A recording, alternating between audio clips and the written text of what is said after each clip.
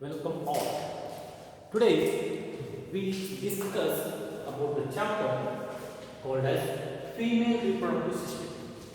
As we knew that the females are having the primary sexual organs called the pair of ovaries, and the secondary sexual organs in case of the female include pair of fallopian tube, uterus, vagina, external genitalia, mammary glands and Bartholinian glands. Today we discuss about this. The females having pair of almond shaped greenish pink color solid ovaries. They present in the dorsal body wall by a fold of peritoneum called as mesovarium. Each ovary is 2 to 4 centimeter in length, 1.5 centimeter in width, and 1 centimeter in thickness. As mentioned, the females are having the pair of almond shaped greyish pink color solid ovaries. They present at the dorsal body wall by a fold peritoneum called mesovarium. Each ovary is 2 to 4 centimeter in length, 1.5 centimeter in width, 1 centimeter in thickness. Each ovary anatomically is covered by 4 layers. Those are germinal epithelium,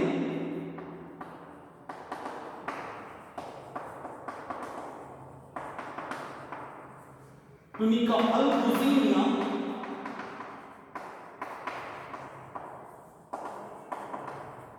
third ovarian cortex, fourth ovarian medulla.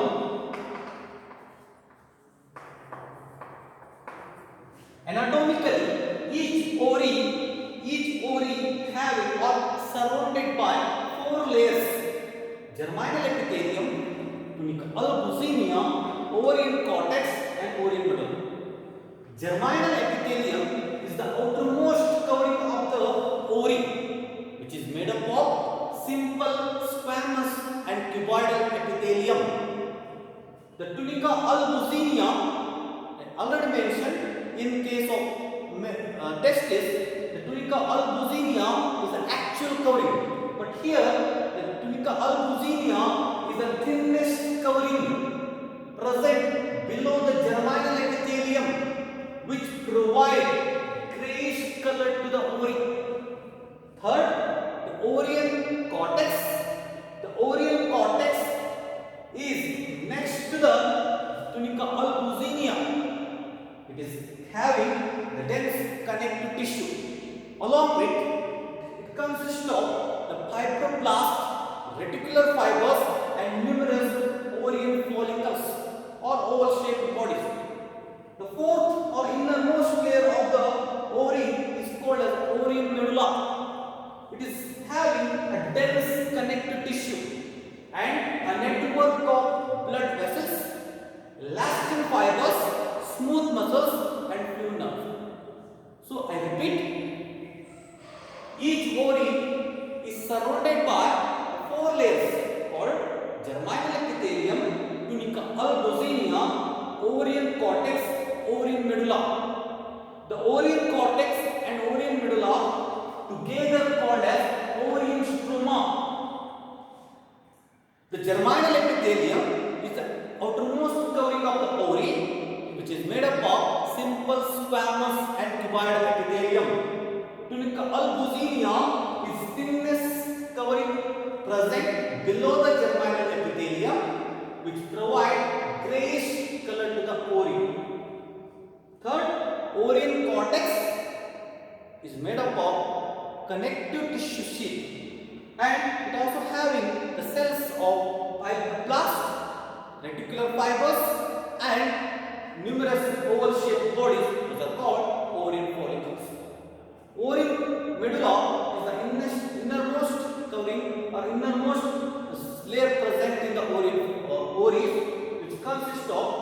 develop a dense connective tissue and having elastic fibers, the numerous or a network of blood vessels and smooth muscles, and also a few nerves are present. Both ovarian cortex and ovarian follicles having numerous oval-shaped bodies. These oval-shaped bodies are called ovarian follicles. These oval-shaped bodies are called ovarian follicles. A total 1,20,000 to 1,60,000 ovarian follicles are present both the ovaries of adult female. This number is constant. None of the ovarian follicle added after the birth of the female child. This number is very constant. Among 1,40,000 to 1,60,000, only one ovarian follicle, remember, only one ovarian follicle get developed or matured into graphene follicle at the interval of 28 days, and it releases the ovum during the menstrual cycle. The process of the development of ovarian follicle to the graphene follicle is called folliculogenesis. So, a total only 450 ovarian follicle, remember, only 450 ovarian follicle are developed into graphene follicle in her total lifespan. So, I repeat, the ovarian follicle, the ovarian cortex and ovarian medulla having numerous oval-shaped bodies are called ovarian follicles. A total 1,20,000 to 1,60,000 ovarian follicles are present in both, including both ovaries. 1,20,000 to 1,60,000 ovarian follicles are present. This number is constant. None of the ovarian follicle is added after the birth of a female child. So, among 1,20,000 to 1,60,000 ovarian follicle, only one ovarian follicle is developed or matured into graphene follicle. This graphene follicle releases ovum at the interval of 28 days. Alternately from each ovary during menstrual cycle. So the process of development of ovarian follicle to the graphene follicle is called folliculogenesis. So in her lifespan, only 450 ovarian follicle are matured into graphene follicle. The rest of the ovarian follicle are get degenerated at interval of time. The process of degeneration of ovarian follicle is called as follicular atresia. So next, coming to the fallopian tube. The females are having the pair of fallopian tube. The pair of fallopian tube. This fallopian tube is 10 to 15 centimeter long muscular tube. This fallopian tube is also called as oviducts. This fallopian tube is also called as oviducts. The fallopian tube, inside the fallopian means one end of the fallopian tube is present near to the ovary. Other end of fallopian tube is present at the entry of the uterus. This fallopian tube, inside the fallopian tube, there are two kinds of cells are present. Inside the fallopian tube, there are two kinds of cells are present. Those are called two kinds of cells are present. They are called secretory cells and ciliary cells. Secretory cells and ciliary cells.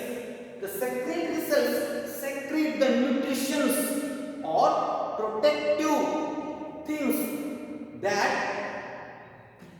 provide the suitable environment for fertilization. Whereas ciliary cells present in the oviduct form slow ciliary current for the movement of ovary and the zygote. Anatomically, this fallopian tube consists of four parts. Those are infundibulum,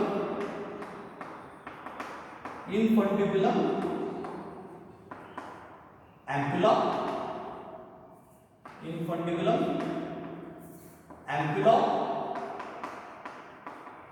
isthmus, and this is ovarian part.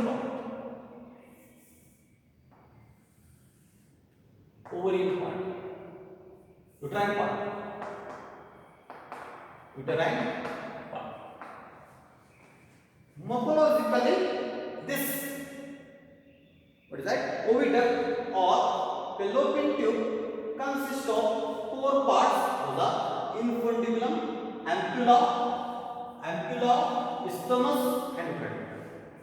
Infundibulum is a short tube. One end of this infundibulum having numerous finger-like projections. These projections are called fimbriae. At the center of the fimbriae, there is a narrow channel, narrow opening is present. Here, the narrow opening is present called ostia. This fimbriae are responsible for receive the ovum released by the ovary during the menstrual cycle and sends the ovum into the fallopian tube. I repeat, infundibulum, a short tube, muscular tube, one end of the infundibulum having the finger-like projections called fimbriae.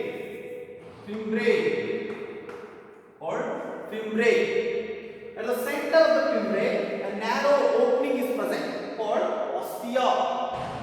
The fimbriae is meant for the receiver. It is a receiving end.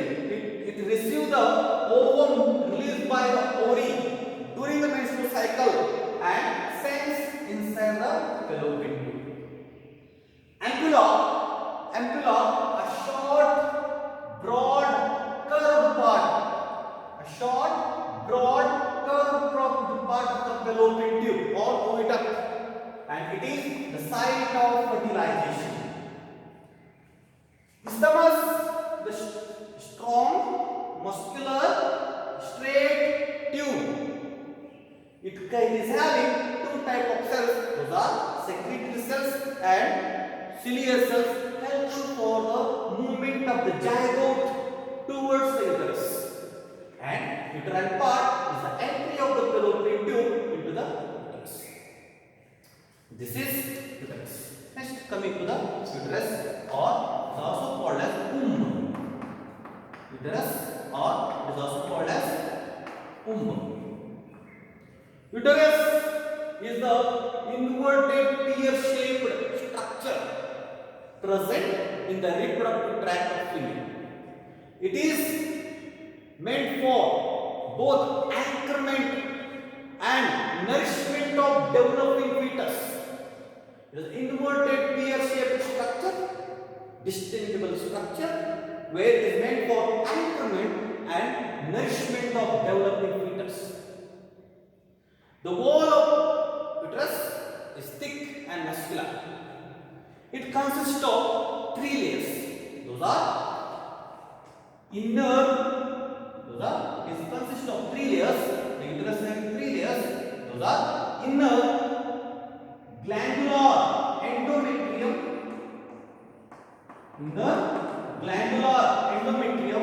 middle muscular myometrium,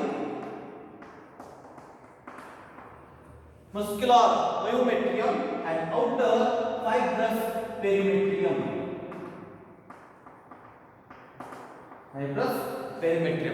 This uterus enlarges its size during the pregnancy. The endometrium having again two parts, epithelium and the lamina propria. The endometrium periodically changes during the menstrual cycle and it is a place of anchorment of fetus or implantation of the endometrium wall. Myometrium is a strong muscular layer, smooth muscle layer where it undergo a strong contraction and relaxation during the delivery of the baby, or it is also called as delivery of the baby or labor pain. The perimetrium is the outermost covering of the uterus and it is a protective in nature. Morphologically, this uterus having three parts. Upper dome-shaped structure is called as fundus. Upper dome-shaped structure is called as fundus. It presents above the entry of the fallopian tube into the uterus. And middle is the uterus. It is broad at the top, narrow at the base. Third one is cervix. Cervix is the only passage which connects uterus to the external or to the vagina. The uterus is linked by internal OS, whereas the internal OS of the cervix region is called as internal OS, and the cervix, the part of the cervix which is linked or connected with the vagina is called as external OS, and the channel which is present between internal OS and external OS is called as cervical channel.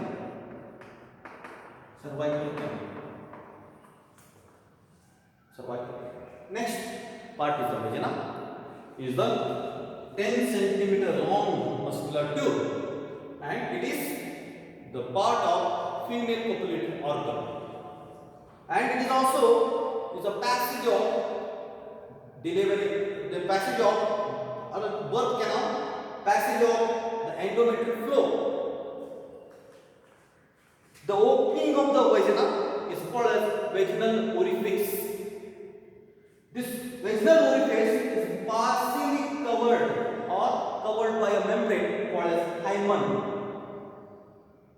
It is ruptured by high physical exercise or during the coitus, after the coitus.